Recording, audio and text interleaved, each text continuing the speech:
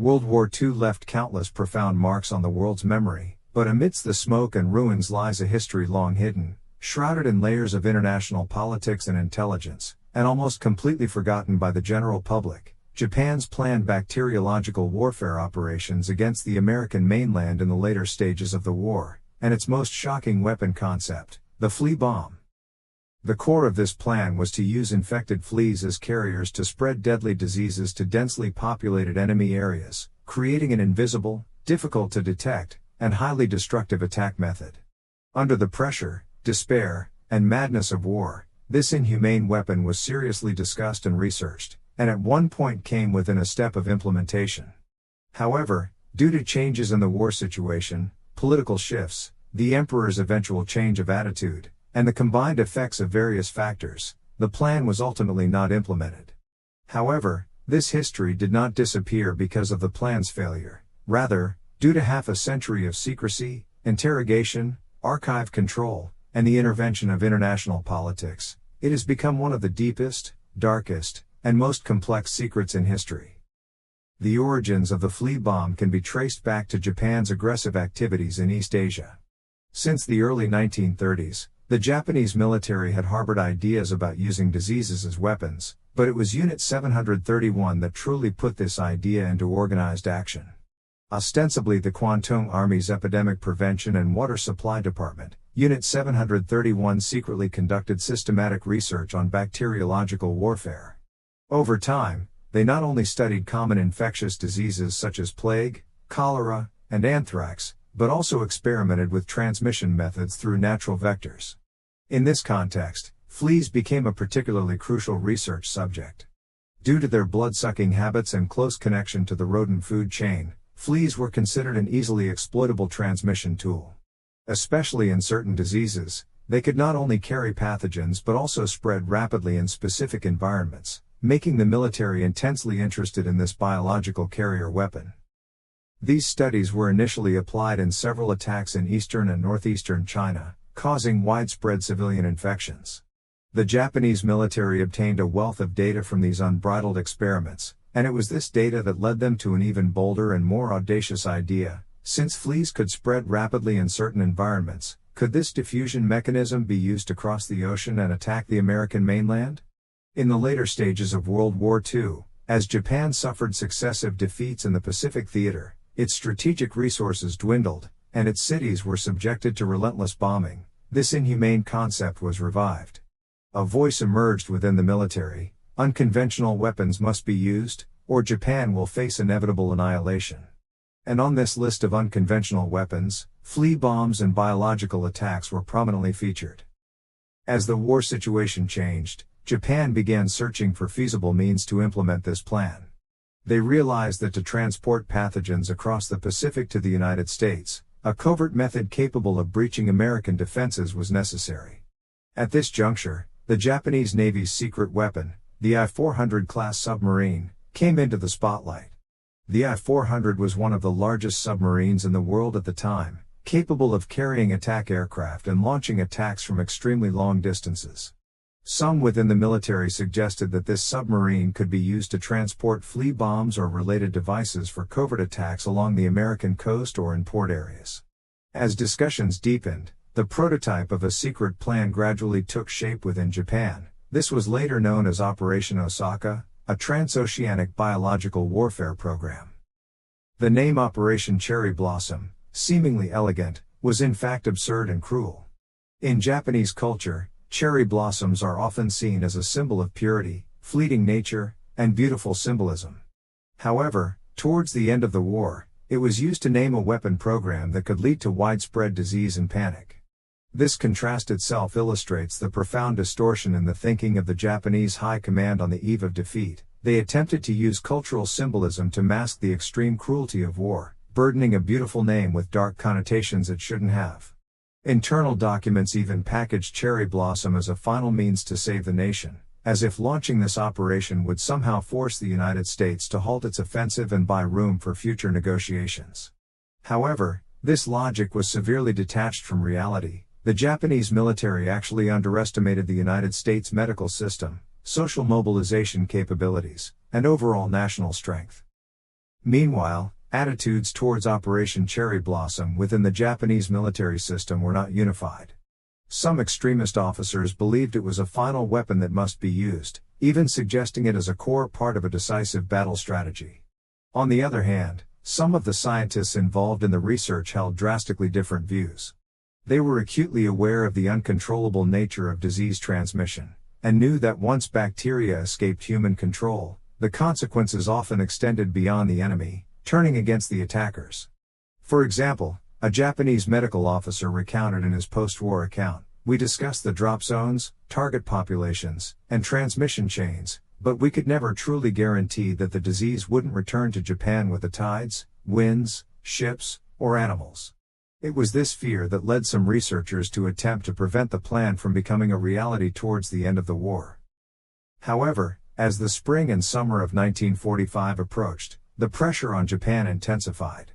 Cities were destroyed by air raids, food shortages worsened, and transportation and industrial systems collapsed. To maintain morale, the military launched extreme propaganda campaigns, claiming that it's better to die for the emperor than surrender. In this atmosphere of madness, supporters of the Sakura project became increasingly radical, firmly believing that once the disease breaks out in the United States, American society will descend into chaos, giving Japan a chance to recover. This deduction was clearly based on ignorance of American social structure and its capacity to cope, but given the prevailing mindset, this desperate measure received some support from the upper echelons. By this time, the combination of flea bombs and submarine transport was no longer just theoretical. Base personnel began preparing the necessary equipment, and submarine training units conducted several top-secret drills. Many participants were unaware of the true nature of their mission, only knowing that it was a critical operation concerning the fate of the nation. One crew member recalled after the war, "We didn't know our destination or the mission, but we had a vague feeling that this was not an ordinary war operation." This opaque command method also revealed the danger of the plan. It required a high degree of secrecy, while also requiring those carrying it out to go on unknown missions without full knowledge. During this period, two increasingly sharp opposing forces emerged within Japan.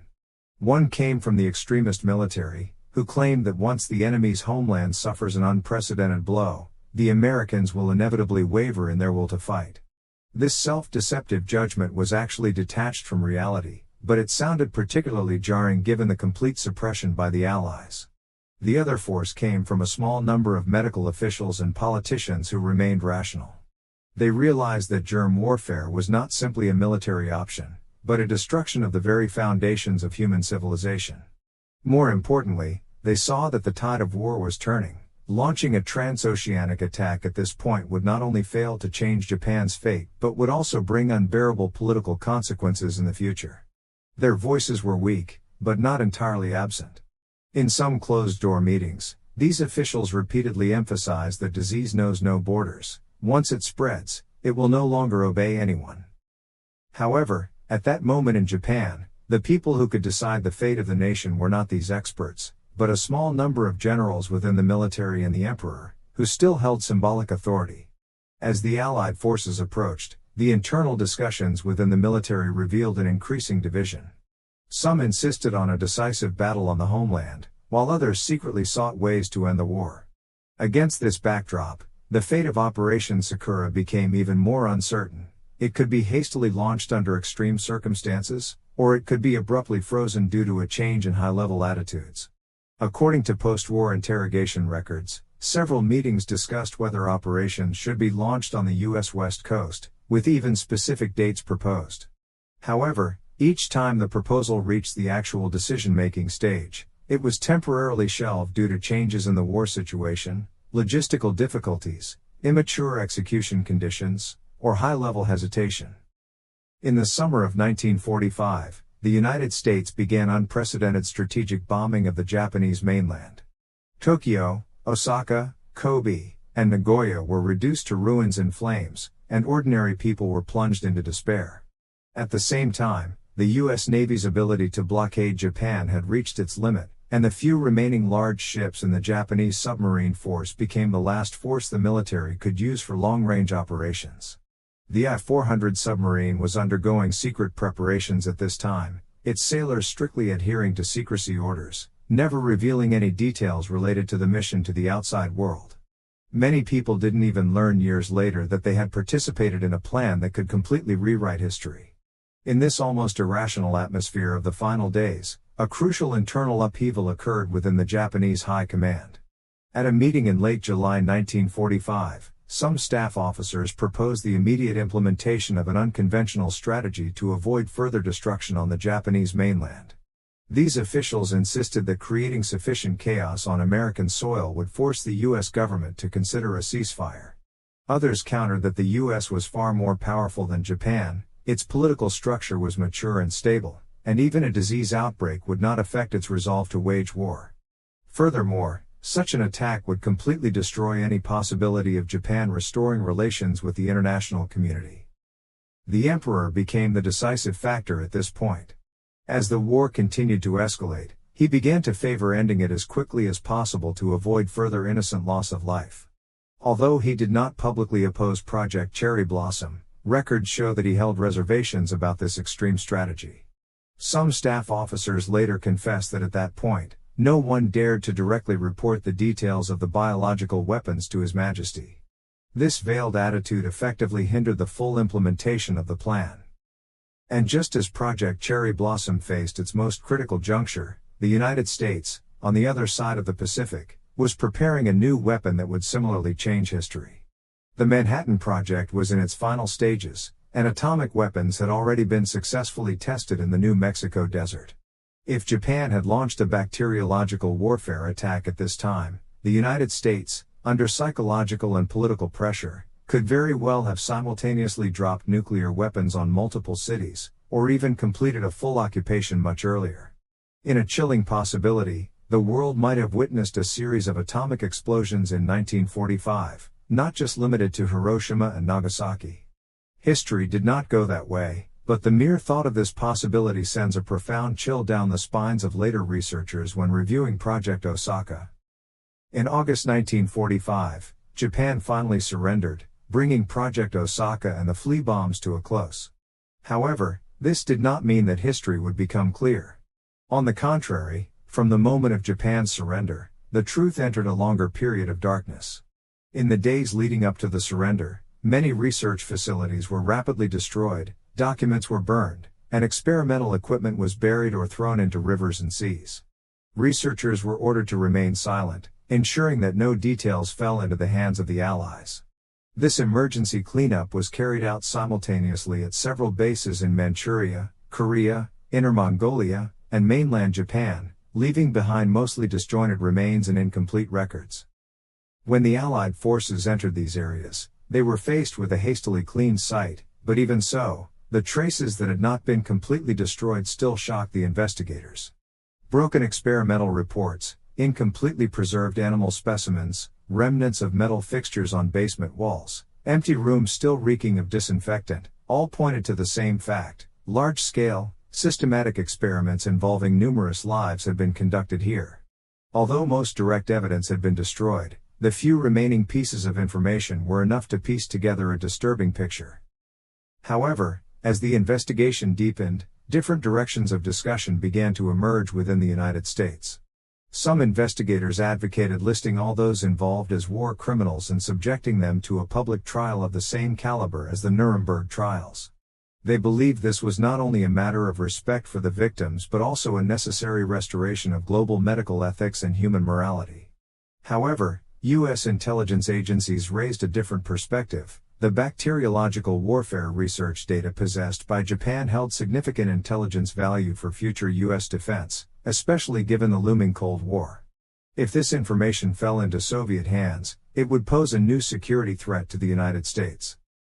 Based on this consideration, the U.S. ultimately made a highly controversial decision. In exchange for immunity from trial, it demanded that the researchers involved hand over complete research data. Many involved in the bacteriological experiments thus escaped legal prosecution, while the U.S. obtained a wealth of sensitive data on disease transmission, animal-borne experiments, and differences in human susceptibility. This information was later sealed in highly classified U.S. archives and only gradually declassified decades later. This is one of the most morally controversial intelligence transactions in history, leaving many victims without justice for a long period after the war. Although the United States chose to exchange intelligence for acquittal after the war, this did not mean that Project Sakura was completely buried. In fact, many details that still exist have emerged intermittently over the decades since the war, some from declassified documents, some from participants' testimonies, and others from records of plague outbreaks, strange disease curves, and inexplicable village extinctions left in northeast China, Inner Mongolia, and eastern China. The more connections are sought among these scattered fragments, the more the enormous shadow hidden by Project Sakura becomes apparent. In the years following the war, the U.S. investigation into Unit 731 exhibited a duality. On the one hand, investigators continued to record testimonies from those involved, attempting to understand the scale of the experiments. On the other hand, the U.S. military and intelligence agencies selectively ignored content that could have enormous international consequences. For example, the United States quickly realized that Japan's bacteriological warfare research was far more in-depth, systematic, and insidious than they had previously imagined. They studied not only fleas and plague, but also cholera, typhoid, anthrax toxins, frostbite reactions, aerosol transmission, devastating pathogens affecting crops, and even attempted to use biological methods to destroy water sources and infrastructure. According to some interviewees, the experiments even encompassed high-altitude drop methods, water pollution tests, disease spread chain simulations, and calculations of transmission efficiency in urban environments. However, among these, the most highly valued by U.S. intelligence agencies was the systematic research using fleas as a transmission vector. After the war, the U.S. recognized that the era of chemical weapons was coming to an end, and a new type of weapon, biological weapons, may emerge, characterized by being invisible, unpredictable, and highly destructive. Therefore, the data accumulated by Japan on fleas, plague strains, transmission behavior, climate impacts, and host adaptability was a strategically significant resource for the U.S. To obtain the most complete and original research data, U.S. intelligence agencies even secretly funded some members of Unit 731 to continue medical or microbiological research after the war, ensuring they could provide more in-depth information during subsequent interrogations.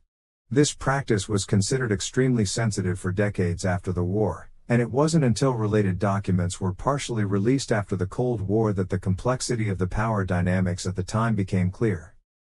In stark contrast to the intelligence agency's strategic considerations was the long-term suffering of ordinary people in northeast and eastern China. In the period following the Japanese withdrawal, several outbreaks of plague with highly unusual transmission routes occurred in northeast China. In some villages, almost everyone was infected within a short period, and the speed of transmission was incomprehensible. Local medical personnel tried their best to cope, but due to a lack of data and an unknown source of infection, they often had to implement control measures without sufficient information. Some veteran doctors later recalled that these outbreaks seemed somewhat unnatural, because the transmission methods were not entirely consistent with typical plague outbreaks, and seemed highly targeted. These anomalies did not receive sufficient attention at the time because post-war China faced many other pressing problems: regime change, industrial reconstruction, and resource shortages. As time passed, the post-war lives of those involved in Project Sakura began to diverge.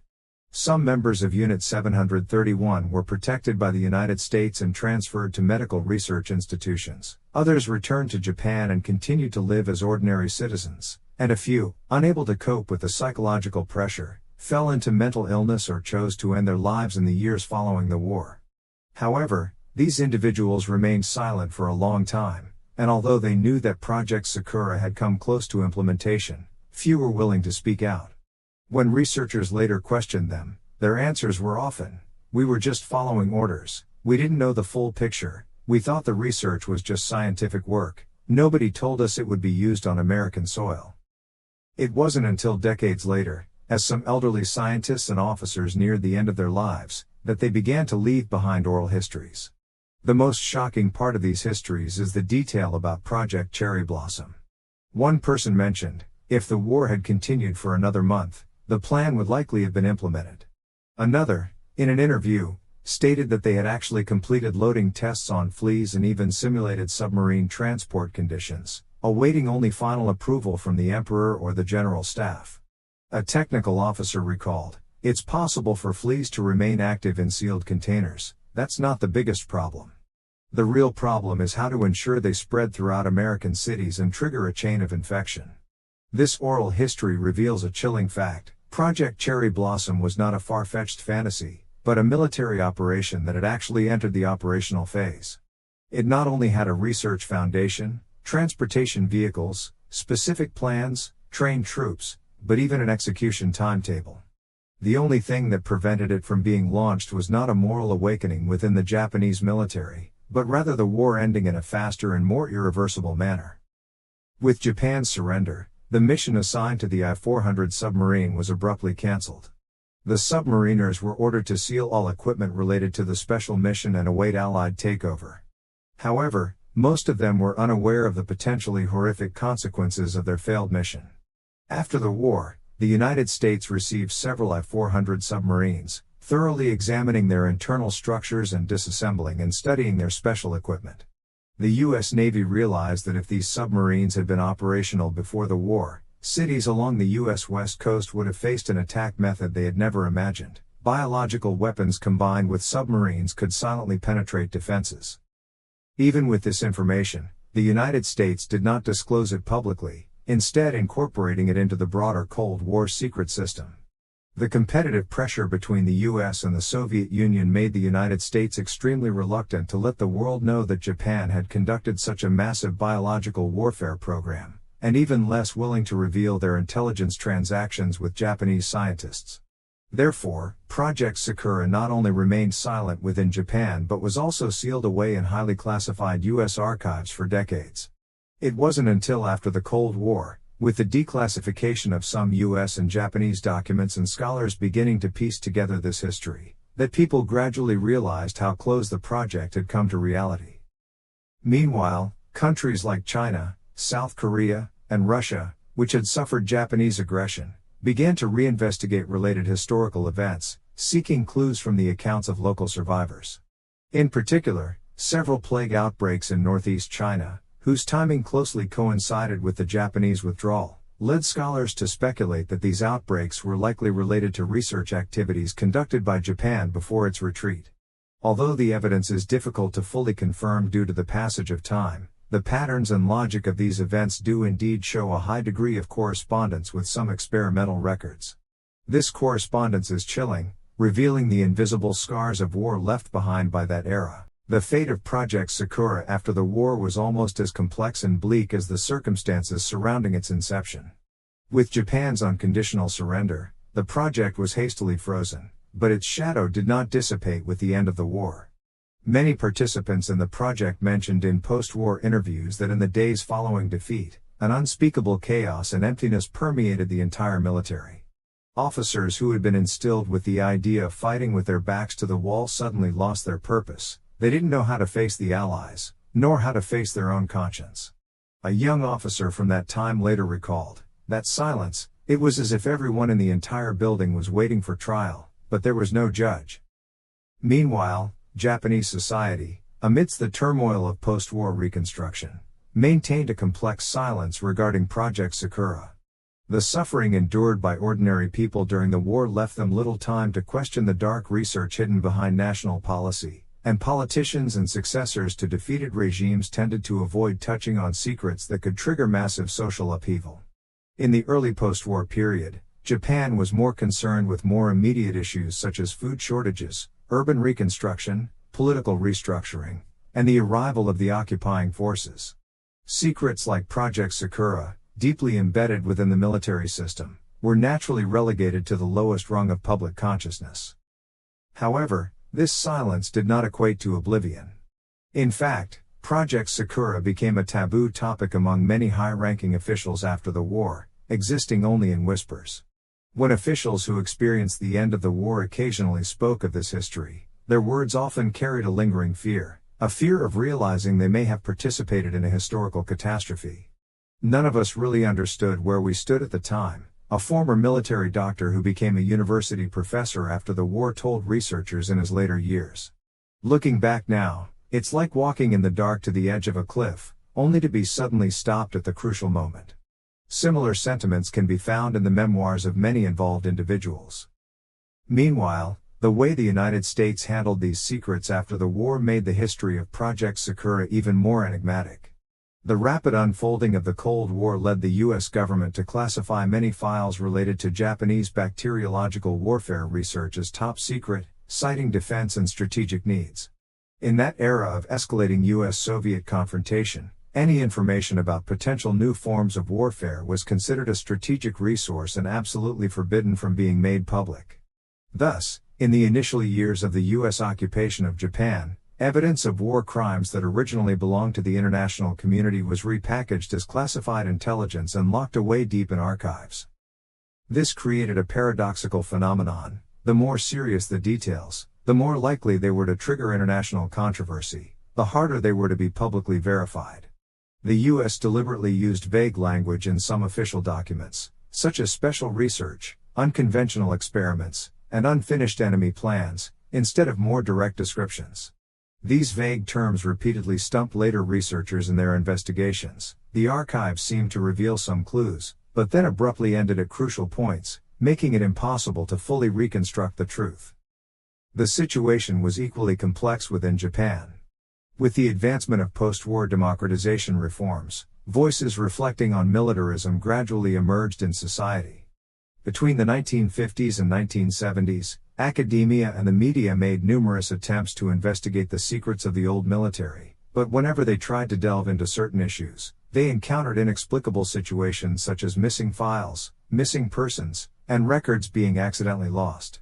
Some officials who had participated in related work chose to remain silent after the war, even refusing to mention their past to their families.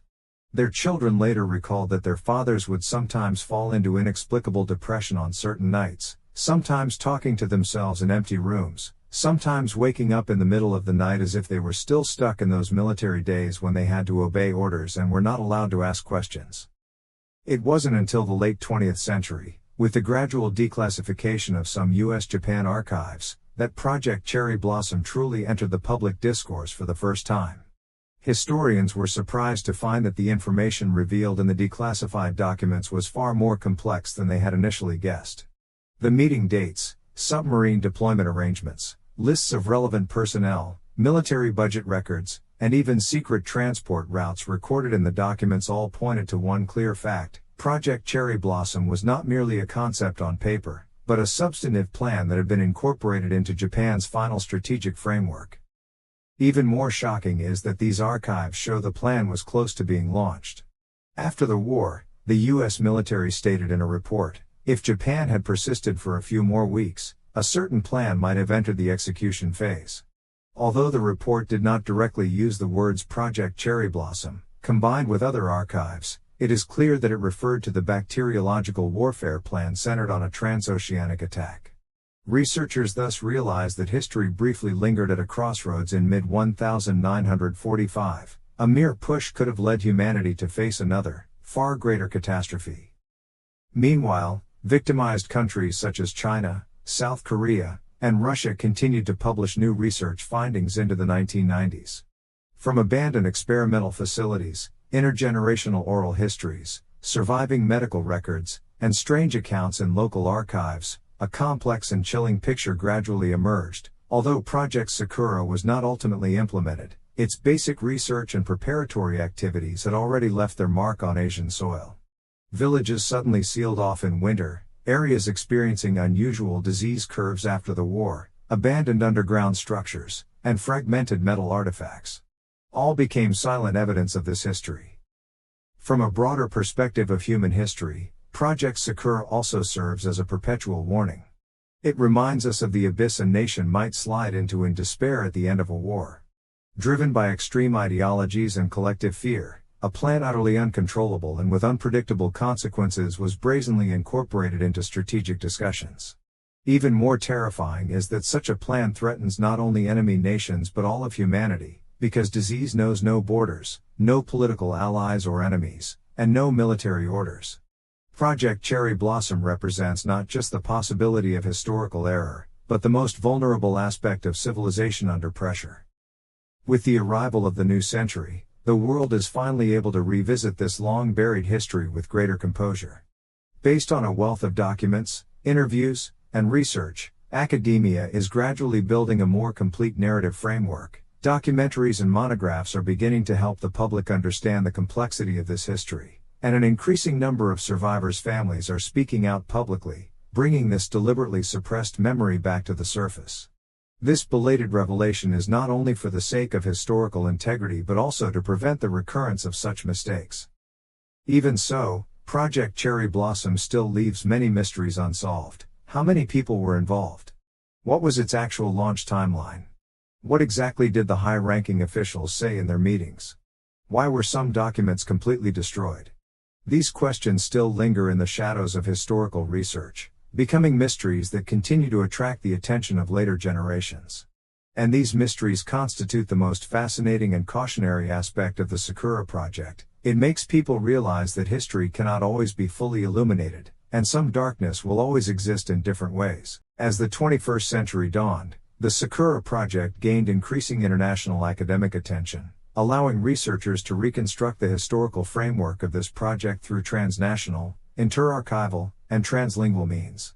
Researchers from different countries were essentially rebuilding an ancient city destroyed by war. Some provided fragments of outer walls, others foundation remains, fragments of maps from that era, and still others oral accounts from survivors.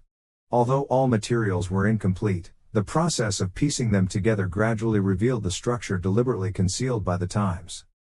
The first to attract international attention were a batch of declassified documents from the United States. Initially part of a routine declassification process, researchers quickly discovered that these documents contained numerous historical fragments described in vague language. Phrases such as unfinished parts of the submarine program, unconventional weapons research, and Trans-Pacific Operation Plan appeared repeatedly, without providing details.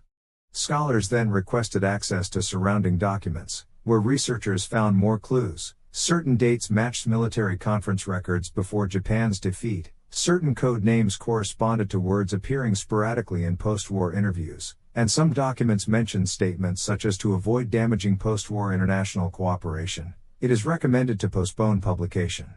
These details gradually made scholars realize that behind these vague terms lay a far larger plan than previously thought. Meanwhile, Russia, after declassifying some former Soviet archives, also contributed a wealth of important materials. When Soviet troops entered the areas surrounding Harbin and Mudanjiang, they discovered remnants of research facilities, including emptied but not completely destroyed rooms, hastily burned document fragments, and architectural structures different from those of Japanese medical buildings known at the time. Soviet investigators wrote in their report at the time, "The purpose of these buildings is disturbing. They clearly conducted some highly classified experiments." Although the Soviet Union later did not release the detailed investigation results for political reasons, these archives became part of the puzzle after declassification. Furthermore, researchers from China and South Korea provided more human and localized information. Local oral histories, old medical records preserved in local hospitals, records of unusual post-war epidemics, and abandoned building structures buried in the mountains. Many elderly people from rural northeast China and Shandong province recalled, some places were suddenly sealed off by Japanese soldiers near the end of the war, supposedly for epidemic prevention needs, but no one ever really explained it. These voices resurfaced decades after the war, becoming crucial clues for verifying the lingering effects of the conflict. However, what truly brought Project Sakura into the public eye was the shift in the social atmosphere within Japan. With the changing of the generation after the war, young Japanese people became increasingly curious about the shadowy aspects of military history. They no longer simply accepted the narratives of the old era but actively questioned those hidden periods. They began reading historical documents neglected during the Cold War, interviewing elderly people who had remained silent, and asking pointed questions that touched a raw nerve in Japanese society regarding self-image, making Project Sakura an unavoidable topic once again. Driven by this social force, several Japanese historians began systematically compiling related materials. They interviewed retired officers, consulted local archives, sought out veterans who had served in the Navy or Army, and even visited wartime sites in remote mountains. They cautiously discussed the existence of Project Sakura in academic publications, avoiding politically sensitive areas, yet still made more people realize that this was not fiction, but a war plan that had actually been considered by the state apparatus. By this time, Project Sakura had transformed from a sealed secret into an international research topic. Scholars no longer focused solely on the plan itself, but began to ponder deeper questions. How did a nation slide to such a dangerous edge amidst ideological and military despair? Why did almost no one voice effective opposition at the time? How did the organizational culture at the end of the war obscure, or even rationalize, the risks? And more importantly, could similar mistakes still be repeated in modern society under different circumstances? It was in this reflection that Project Sakura began to be referred to by academia as a phantom of the night of war. It is like a fragment shattered by the torrent of history. On the one hand, it truly existed, and on the other hand, it was shrouded in layers of mist. This phantom reminds us that history is not always a clear straight line. Sometimes it is a collection of fragments composed of breaks, obscurations, misunderstandings, and silences. Only when all the fragments are laid out on the same table can people see their deeper meaning. As more evidence emerges, it becomes increasingly clear that while Project Cherry Blossom was never actually implemented, it symbolized the most dangerous choice a civilization might make on the brink of war. This choice was considered within pre-war Japan as a last gamble for national survival, and in extreme circumstances, it could potentially be approved. From a global perspective, however, if implemented, it would have been an irreversible global catastrophe. Even more sobering is that this history is not merely a thing of the past, it remains relevant today. The modern world still faces geopolitical conflicts, ethical dilemmas in the development of new weapons, and the fear and competition among nations for unknown powers. When we look back at Project Cherry Blossom, we see not just the mistake of one nation, but a choice that humanity as a whole might face under extreme conditions, uphold ethical principles, or slide into the abyss of survival at any cost. The failure of Project Cherry Blossom also made the world realize that sometimes history is spared simply because war halts at a chance juncture. Certain decisions are not made because humanity is more rational, but because the situation ends prematurely. This understanding gives this history more weight, as if reminding future generations not to let such luck become a dependency. The re-implementation of Project Sakura did not erupt with fanfare or trigger violent social conflict. Instead, it was like a layer of ashes buried deep in history being gently stirred up. Beneath this layer, what people saw was not a single nation's mistake, but a pervasive danger. When a society is pushed to its limits by war, the checks and balances within its institutions collapse rapidly, and behaviors previously considered taboo can be rationalized in a very short time. Under such extreme pressure, the Japanese military and political system at the time fostered in some decision makers a mentality that any means necessary can be used to delay defeat, a mindset that gave rise to Project Sakura. However, as time passed, people gradually realized that while this history is related to Japan, it is not only about Japan. It also reflects a more universal problem. When the state apparatus is driven by strategic anxiety, ideology, or self-preservation mechanisms at certain moments, how many people can still consistently consider issues from the perspective of the overall interests of humanity? The story of Project Sakura is chilling not only because it could have been implemented, but because it demonstrates the fragility of human society. Given the right conditions, even the most civilized nations can fall into similar traps. This is why researchers today, when discussing Project Sakura, no longer view it as a simple military historical event, but rather as a warning that all humanity must confront. It reveals how war can subtly erode institutional values, distort judgment, amplify fear, and allow decisions that should have been strictly rejected to enter the political agenda. Even though it was ultimately not implemented, its very conception illustrates how civilization wavers, falters, and how, under extreme pressure, previously unthinkable solutions quietly gain a foothold. The world today still faces tense international situations, constantly evolving weapon systems, and the uncertainty brought about by the interplay of old and new orders.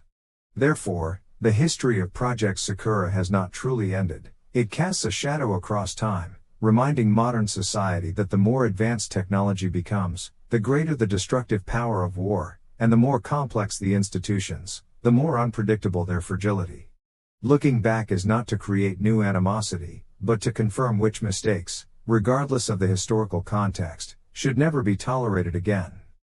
More importantly, the study of Project Sakura provides an opportunity to rethink the relationship between humanity and power. Among the rediscovered archives are accounts of blind obedience and hesitation, of those silenced by fear and those powerless to stop the plan. These emotions and struggles reveal a profound truth: history is not governed by absolute good and evil, but rather pieced together by the choices and helplessness of countless ordinary people. A dangerous plan can exist not only because of the decision of a particular leader, but also because the silence, hesitation, and compliance of the lower levels of the system collectively create its breeding ground. Therefore, when modern society reflects on this history, the emphasis should not be on simple blame, but on a deeper understanding. The true defense of civilization is often not weaponry or technology, but rather the collective ethical consciousness and the institutional capacity to check and balance power. As long as these two are sound, even extreme pressure can hardly push a nation into a dangerous abyss, but once they collapse, even the most peaceful era may harbor hidden crises. As historical research on Project Sakura has matured, it has been increasingly incorporated into textbooks on war history, international relations, and ethics. This symbolizes a significant turning point. This once concealed history has finally crossed the walls of secrecy and national borders, becoming a shared global memory. Becoming a shared memory signifies that it has acquired new meaning, not for blaming or shaming, but for reminders and prevention. When today's younger generation of researchers rereads the relevant archives, they see not only the past but also the future. They extract a framework of questions. How should a nation maintain its ethical bottom line in dire straits? How should the international community establish more robust transparency mechanisms? How should the education system ensure the next generation understands the profound costs of war? The existence of these questions transforms Project Sakura from merely a historical story into a mirror reflecting contemporary thought. Ultimately, when we examine all the research findings, archival fragments, oral histories, and academic analyses together, we discover a deeply fortunate fact: this project was never truly implemented. And it is precisely this never happened that becomes crucial to the continuation of human history. It teaches us that the continuation of civilization is sometimes not due to human wisdom, but because certain dangers are averted by fate at the last moment. In this sense, Project Sakura is both a dark warning and a glimmer of hope. It reminds us of the fragility of civilization, yet also of its potential for self-correction. It reveals humanity's loss of control in dire circumstances, and shows that some disasters are not inevitable. History does not offer humanity a second chance, but it leaves lessons. And these lessons often come from stories of near misses. Thus, this history, originally scattered in archives and memories, has finally been reconstructed completely, clearly, and without omission into a narrative that can be read by future generations. It has not been buried in oblivion, nor is it a taboo subject for certain countries, but rather a warning bell that all humanity must jointly guard, reminding us that in any era, no matter how advanced technology becomes or how powerful nations grow, whenever the shadow of war descends again, the bottom line of civilization must be firmly upheld. Otherwise, the abyss of history will not automatically close because of past lessons.